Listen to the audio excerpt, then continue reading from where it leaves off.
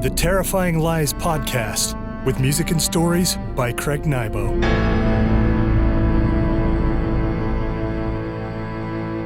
Greetings, friends, and welcome to Season 2, Episode 4 of the Terrifying Lies Podcast.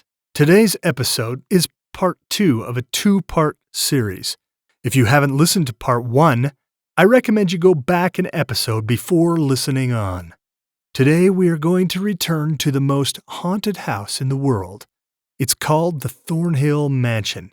Each of the mansion's 25 rooms has its own story, none of them hopeful or uplifting in any way. In the last episode of Terrifying Lies, I performed the mini-stories behind the first 14 rooms, each story accompanied by a piece of original music. Today, I plan to guide you through the remaining 11 rooms. Be warned, some of what you are about to hear might unsettle you. These recordings, of course, are based on a board game I created several years ago. The game is called Children, a horror game. If you want to experience the Thornhill Mansion in a more first-hand fashion, you can pick up a copy of Children, the horror game, at Amazon.com. Grab a flashlight, put on a jacket to shield you against cold spots. Make sure you have good running shoes because you never know when we might bump into something sinister. Let's head back into the Thornhill Mansion, you and I. The master bedroom. During the summer months of 1939, the already eccentric Irwin Biddle spun from mentally touched to paranoid. In some respects, the children of the academy viewed their headmaster's descent into madness as a blessing. The children used Biddle's nearly crippling fear of toys against him. Often they would steal food from the pantry or fruit cellar and hoard it in nooks around the mansion. By marking directions to these nooks in charcoal pictographs, the children could lead each other to caches of sustenance. To protect these caches, the children would often place their toys such that many sets of inanimate eyes stared at likely approaching intruders. This tactic effectively kept Irwin Biddle away. One afternoon, Elnora, one of the children, after being released from extended solitary confinement in the quiet room, decided on a ploy to imprison Irwin Biddle once and for all. She gathered a few of the children's toys, including her favorite, a shrunken head given to her by a homeless man she only knew as Old Nick, who had befriended her on the streets of New York City. With her toys in hand, she risked entering the master bedroom while the headmaster was at dinner. She placed the toys around the room in such a way that once Biddle entered, he would not be able to leave without passing through the gaze of several sets of glass and button eyes. To Elnora's horror, as she hung her shrunken head around the doorknob, she heard Biddle's boots approaching. With no time to escape, she hid in the master bedroom wardrobe. Biddle entered his room and began to dress for bed. With his pajama bottoms on and no shirt, he turned to notice several sets of eyes staring at him from different points about the room. The headmaster frenzied. He clambered over to the wardrobe and flew the doors open. Elnora avoided being spotted only by a fraction of a second. Biddle recovered a hunting rifle he kept in the wardrobe, the same rifle that brought young Christopher Thornhill to his tragic, accidental end. The headmaster threw back the bolt and began to fire, putting bullets into the walls and furniture, occasionally hitting one of the toys. A bullet pelted through the wardrobe and grazed Elnora on the upper arm. She bit her tongue and crouched down so she could watch Biddle through a keyhole. When the headmaster had his back to the wardrobe, she made a run for it. Biddle wheeled on the girl and fired twice but missed both times as she fled the master bedroom. Elnora's attempt to imprison the headmaster failed, as from that day forward, Irwin Biddle carried Cornelius Thornhill's hunting rifle, fully loaded at all times.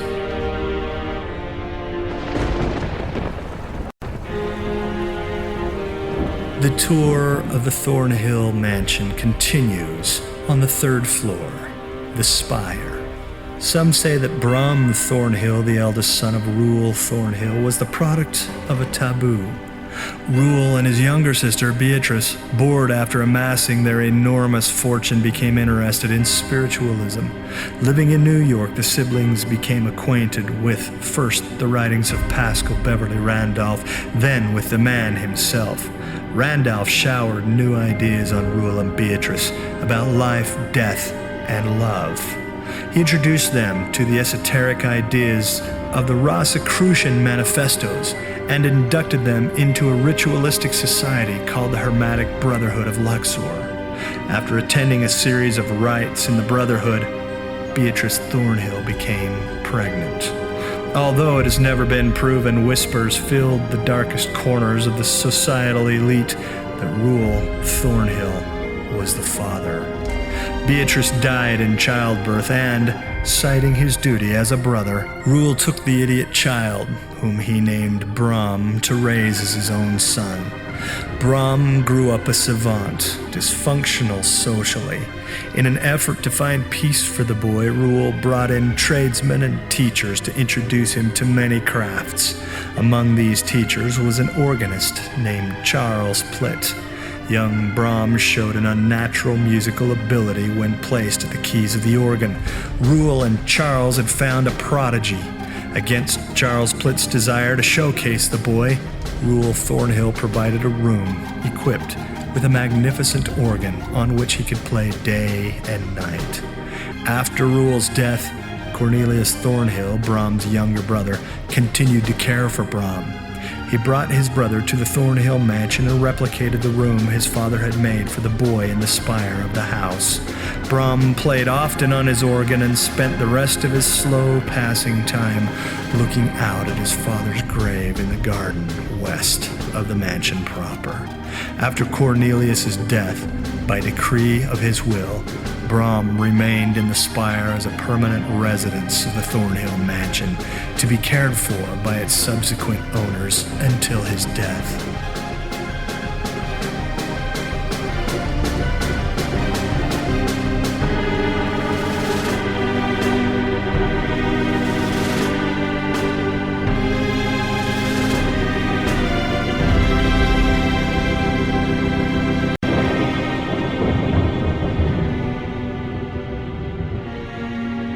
The loft.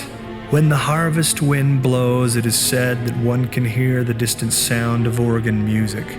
It is through this means that the loft and the spire, two rooms located on the third floor of the Thornhill mansion, are connected. During the mansion's occupation by its original owner, the master of the house boarded his idiot brother, Brom, in the spire, where the savant unspooled the hours by playing a magnificent organ brought from the original Thornhill estate in upstate New York. Cornelius visited his brother on occasion. Sometimes he asked Brom why he played so often in his twisted key.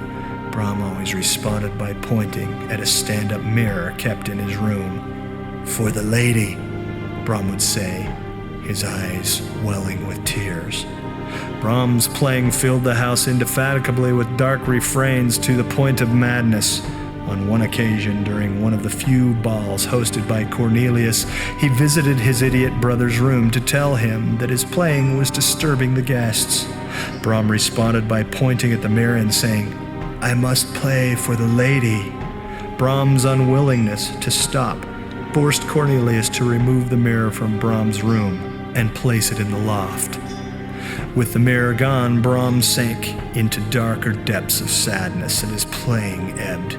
Allayed by the reprieve and the constant sound of organ music, Cornelius kept the mirror in the loft at the cost of his idiot brother's peace of heart, and some say, the remainder of his sanity.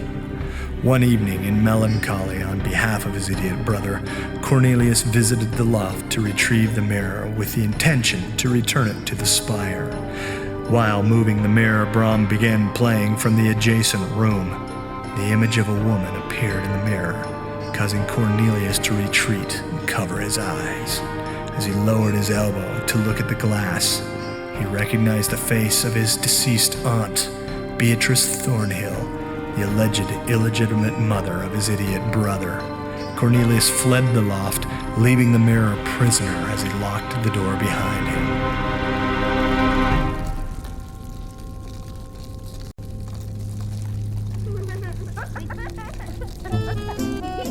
The attic. In September of 1957, after investing nearly $20,000 into renovating the Thornhill mansion, Arthur Holland moved his wife, Leslie, and son, Alexander, into the house. Alexander, a curious boy, wasted no time before exploring every corner of the Thornhill mansion.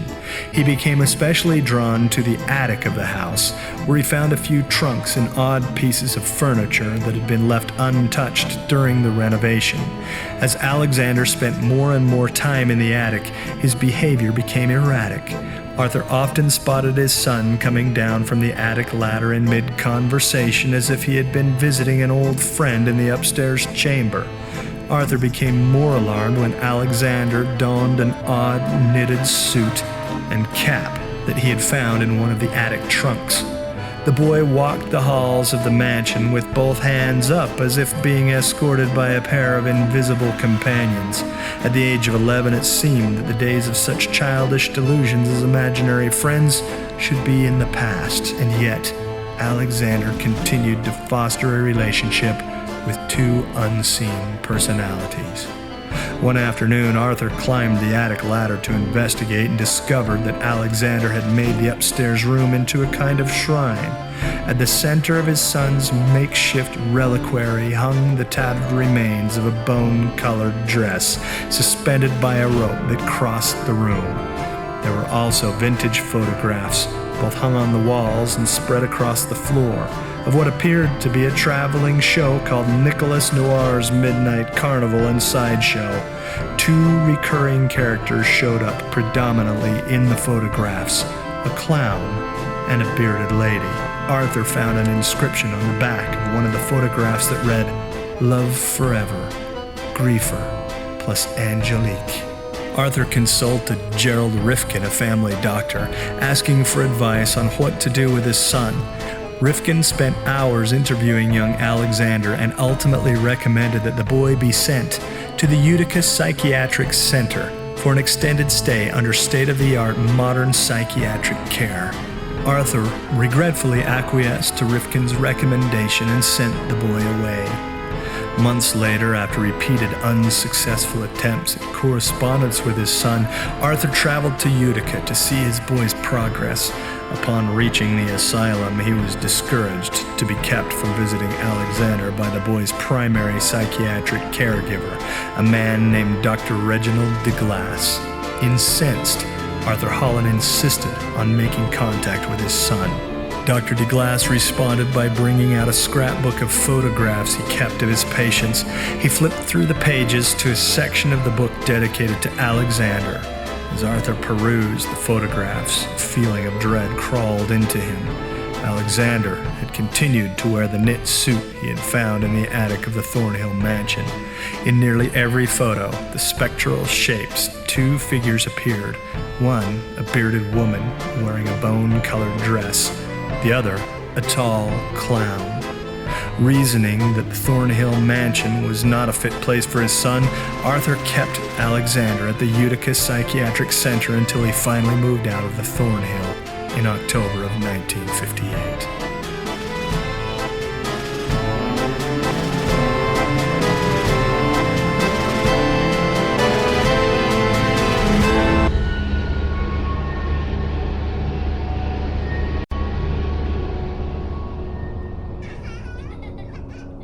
The nursery.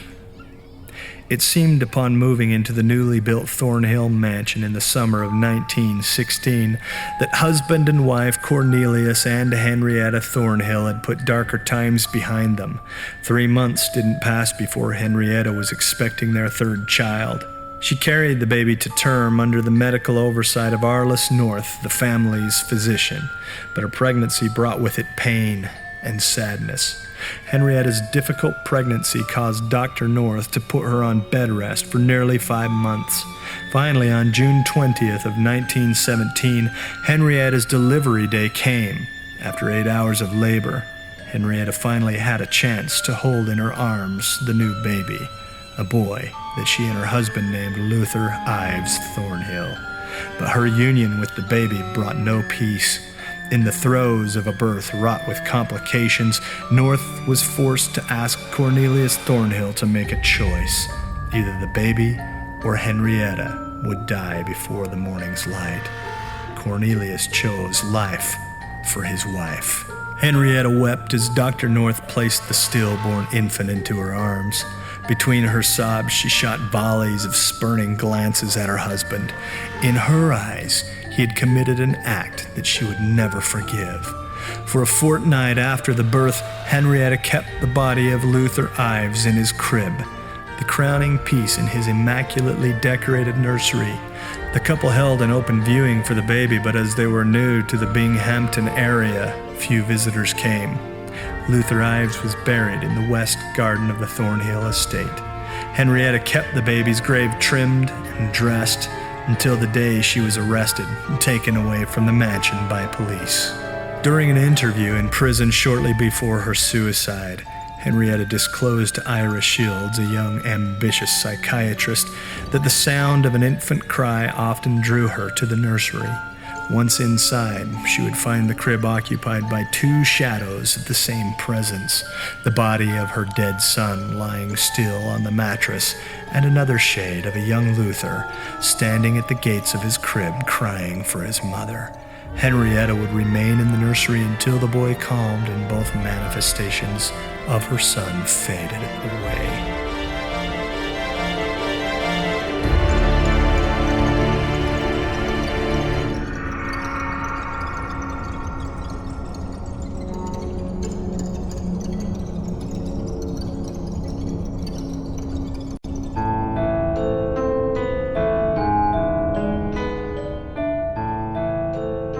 The servants' quarters. Elaine Trewhill couldn't have understood the dark forces that skulked in the glooms, hungry for release from their millennial pain. Perhaps her decision, along with Gustav Hitchens and Ivy Riley, two other members of the house staff, to loot the body of their late master, Reuel Thornhill, between his exhumation and reinterment at the new Thornhill mansion, couldn't have been prevented. Perhaps the conspirators had no agency at all. Perhaps their mutual decision to perform the tabooed act had been predecided by intelligences unseen, yet present, intangible, yet commanding. Of the three artifacts purloined from the body of Reuel Thornhill, Elaine took the breastplate, an artifact procured by Reuel Thornhill in life during a visit to the Valley of the Kings. She kept the breastplate in a bowl under her bed in her meager servants' quarters on the third floor of the mansion. Her decay into madness began with insomnia, accompanied by thoughts that were not her own. The breastplate called to her. Beguiled by its voice, she began wearing the breastplate as she lay in her dark room. Only with the breastplate on her body could she find sleep. But during unconsciousness, the voices indoctrinated her into fulfilling that which could bring them what they most craved. Life of a sort, walking with mortals though they were nothing but shades. Above all, they craved freedom from the breastplate itself, their prison. At the behest of the voices, Elaine summoned Gustav Hitchens, her co-conspirator, to her quarters.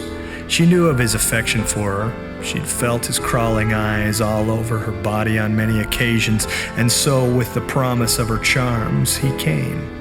He sat on her bed, shirtless, looking into the shadows at her slender figure, his heart pounding.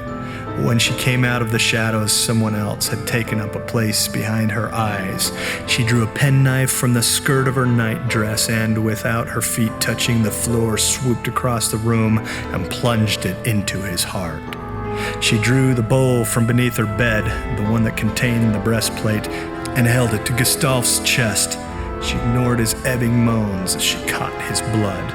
At an early hour on the next day, young Christopher, sent by his father to summon the house cook, found Gustav and Elaine cold in each other's arms. Before passing, Elaine had written one word in blood with her finger on the floor of her quarters: Aziza. The Terrifying Lies podcast will return after this short commercial break. Pick up a copy of Trash War, a family card game from Quirky Engine Entertainment at Amazon.com today. They say nobility comes from dying well. I say nuts to that! Nobility comes from standing like a chiseled out piece of granite against some armored mongrel coming at you with an axe-handle mace wrapped in barbed wire. Nobility comes from looking that mongrel in the eye, raising your tire iron or your scorched length of cedar post and saying, "Come and get some." Cry havoc, and let's slip the junkyard dogs of war.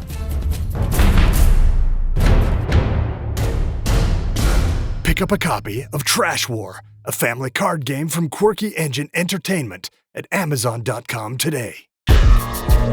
Welcome back to the Terrifying Lies podcast.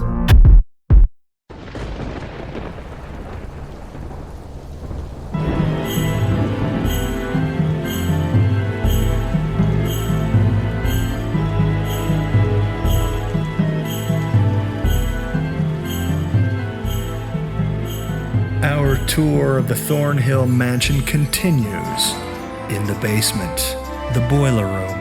Prior to Cornelius Thornhill's death, with the help of Waldorf Pickman, the family's attorney, the master of the mansion drafted a contract of sale that included an unusual article, a guarantee that accommodations for Cornelius's idiot brother Brom Thornhill would be met until his demise. At first, after purchasing the Thornhill mansion and converting it into the Thornhill Biddle Academy for Disadvantaged Children, Irwin Biddle made every effort to accommodate his eccentric housemate. But Brom's playing, twisted and monotonous over time, eroded Irwin's patience.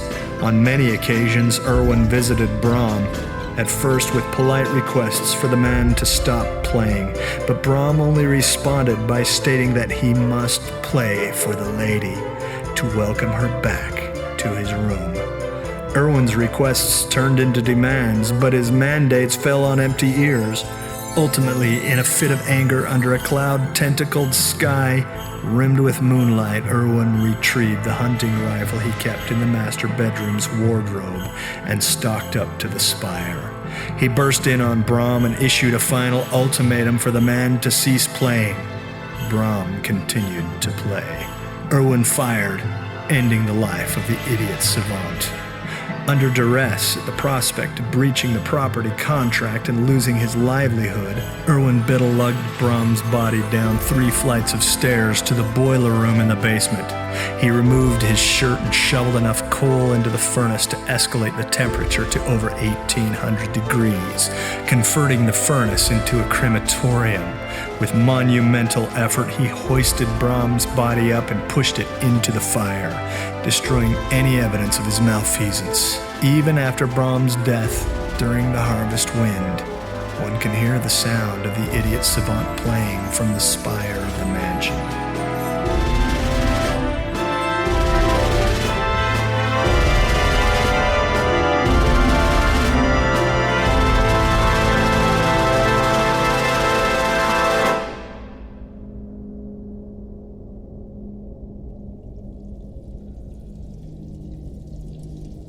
The Quiet Room.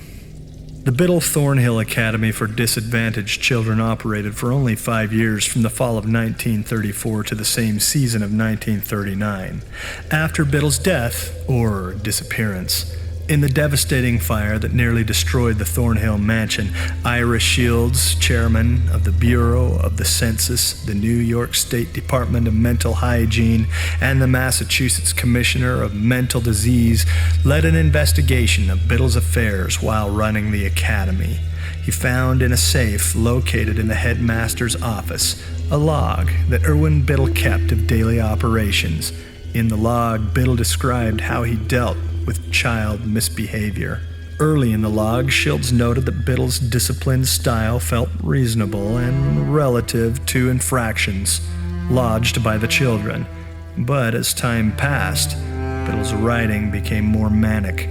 Toys became objects of paranoia for the headmaster. Children found with toys were severely punished by beatings, exposure, or humiliation before peers. Ultimately, Erwin Biddle built a padded cell where he sequestered children for long periods of solitary confinement for even the minutest infractions.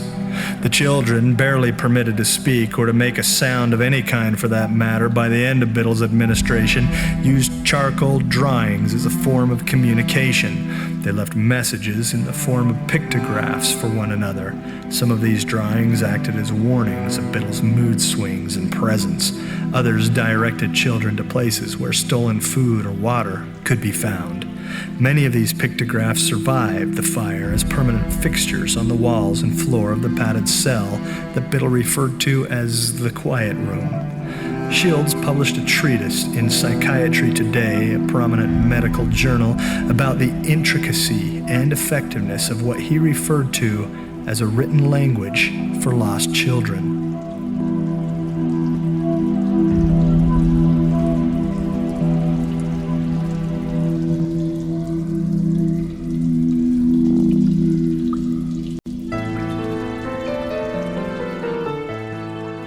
Wine cellar. As she watched the mental stability of her son Alexander crumble under the influence of two imaginary friends, Leslie Holland, wife of Arthur, turned to alcoholism. As part of buying the centuried mansion, Arthur had insisted that an expensive collection of aged wine housed in the cellar be included in the deed. At first, Leslie stole bottles from the wine cellar and brought them up to the house for consumption. Arthur became concerned when he started finding nearly empty bottles of vintage spirits hidden around the house, tucked in the backs of pantry shelves, stashed in toilet tanks, stowed under the bed. After Arthur sent Alexander, their son, away to the Utica Psychiatric Center, Leslie gave up any pretense of discretion and spent many of her days in the wine cellar, drinking straight out of uncorked bottles or drafting from casks into a wine glass. On one occasion, Arthur tried to bring her forcibly up from the cellar, only to be smashed in the face with a bottle of 30-year-old wine. Leslie's decline continued until, during a binge of drinking, she drafted from a neglected cask she found tucked in a corner of the cellar. Under the cloud of inebriation, she bent her elbow to sip her glass. The wine tasted funny. She sopped up something hard along with the wine and nearly choked on the object.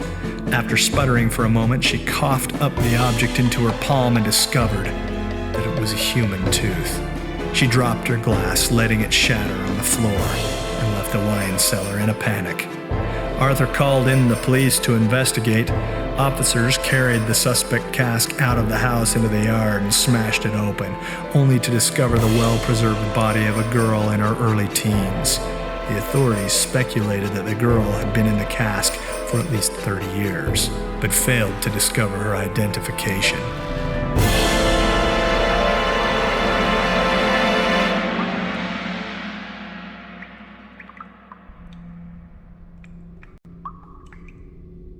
The cold room.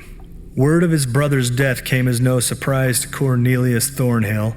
Having a propensity for vaudeville and a good share of wanderlust, as a young man, Charles Thornhill left the family with a traveling act called Nicholas Noir's Midnight Carnival and Sideshow. This act led Reuel Thornhill, father of Charles, Cornelius, and the idiot Brom, to cut Charles off from the family fortune. Unfazed by his estrangement, Charles changed his name to Griefer the Clown and continued to pursue his life as a traveling performer. Griefer showed the same predestination toward music as his idiot brother Brom. While on the road, Griefer saved his money and purchased an upright piano that he had installed in his rail car. He incorporated music into his act and found peace in making crowd after crowd laugh as he crisscrossed the country on a perpetual tour. Griefer found love in a fellow sideshow performer, a bearded woman who went by the name Angelique.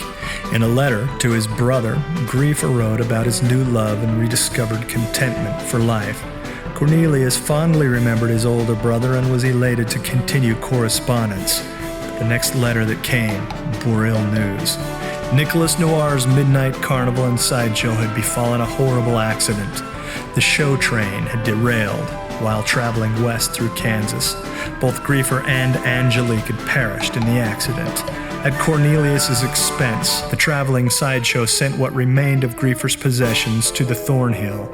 Among the items recovered was Griefer's coveted upright piano. Unable to have the piano moved into the attic with the rest of Griefer's possessions, Cornelius arranged for movers to place the piano in the basement cold room. Cornelius and Griefer's idiot brother, Brom, resided in the mansion spire where he played his organ continually. Although Henrietta, Cornelius's wife, became annoyed at the frequent sound of Brom's organ playing, Cornelius often found the music therapeutic and a constant reminder of better days in his youth with his two brothers. Sometimes on significant days such as his father's birthday or on Christmas, Cornelius heard the sound of a second instrument join Brahms' organ refrains.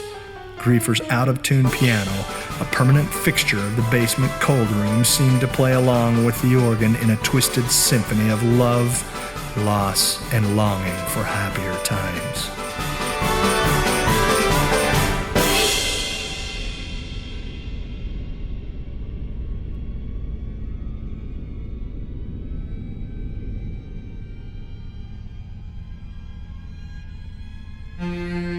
The fruit cellar. After nearly a year of living in the Thornhill mansion, Arthur Holland, desperate to make the house tenable, made a few inquiries in New York and found Sybil Fairchild, a reputed medium. For a fee, Sybil agreed to come to the Thornhill mansion. Upon entering the house, Sybil felt multiple presences. The mansion had become home for many spirits who were either too angry or too scared to move on. Most of the spirits belonged to children, many of which were victims of the fire that nearly destroyed the Thornhill in the fall of 1939. Sybil found two older spirits. She had announced that the spirit of Irwin Biddle was still in the house. Biddle still had power over the dead children who once resided in his academy. As spirit prisoners, the children had become restless and mischievous. Some would even say malevolent. Sybil discovered the presence of a much older entity, a demon called Aziza, who was thousands of years old and who had somehow been transplanted from Egypt to the house. She found two sources of Aziza's activity, one in the second-floor bedroom and another in the fruit cellar. She began her cleanse in the fruit cellar, the more powerful source of Aziza's influence, by hanging several totems. She stood in the room for hours at a time, burning sage and reciting incantations. One night, when her ranting escalated to near madness, Arthur went down into the fruit cellar to see if he could help. The woman turned on him with an animalistic leer. Arthur saw in her eyes a presence that was not Sybil Fairchild. The medium's possessor ground out a few words in an ancient language which Arthur later wrote down phonetically as best he could. Klu aldin yishun khuna seyandimun li lun ajahamini. After uttering the words, the east wall of the fruit cellar caved in, instantly burying Sybil Fairchild. Witnessing the medium's death finalized Arthur's decision to leave the Thornhill mansion. With only a couple of quickly packed bags, he and Leslie, his wife, left the house and moved to New York, where they could be closer to their son, Alexander, who boarded at a Utica psychiatric center. The Thornhill mansion has stood deserted ever since that day on October 25th, 1958. Arthur took the manuscript of the roughly scrawn words that Sybil Fairchild had uttered that fateful day to a translator of ancient languages. The language was identified as Coptic, and the words said, "He who resides in this place shall join me in hell."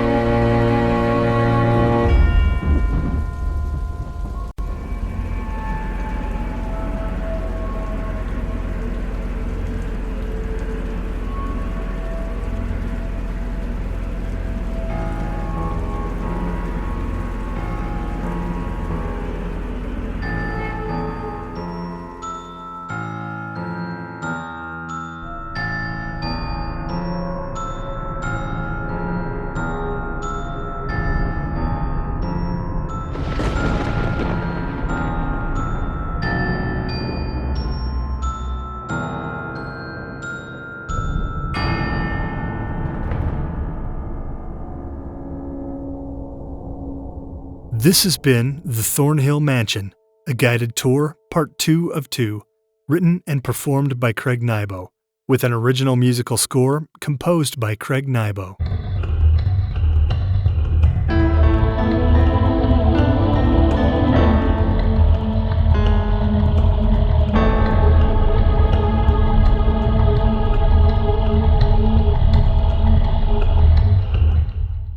For today's song, I thought I'd give you something brand new, an unreleased composition written specifically about the Thornhill Mansion.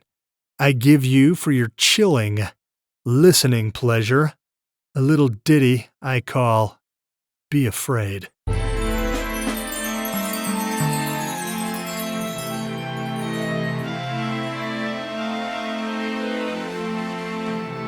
Be afraid, take fright, expect terror, grim night. Be afraid, lie low, expect shutter, black crow. Don't you know you have a long way to go? The night is long and darkness ebbs and flows. Pray to a higher force for reprieve from the pallid hand. Raise up an ounce of nerve from the twisted and hollow land. Be afraid, take fright, expect terror, grim night. Be afraid, lie low, expect shutter, black crow. Take that midnight bridge a step at a time. Don't disparage as your feet make the climb. Move through the iron gate and locate your principal path. Scuff through the fallen leaves toward the iron-bound door of wrath.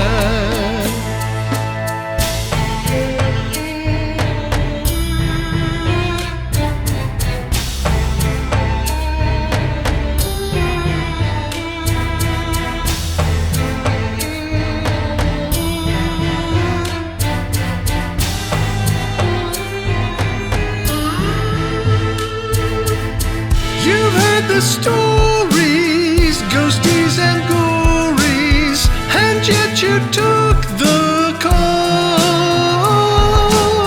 Pick up the treasure, risky endeavor, somehow you found the gall. Be afraid, take fright, expect terror, grim night. Be afraid, lie low, expect shutter, black crow. This has been Be Afraid, composed and performed by Craig Nybo.